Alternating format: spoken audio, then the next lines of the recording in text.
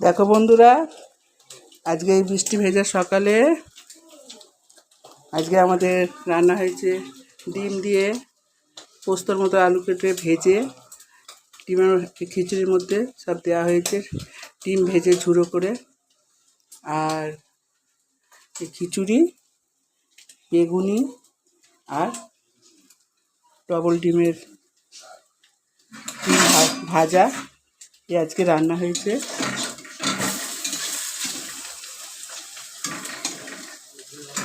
আজকের বৃষ্টির জন্য সবাই বললো খিচুড়ি খাবে, তাই জন্য আজকে এটাই হয়েছে। এখনো কিছু ভাজা বাকি আছে।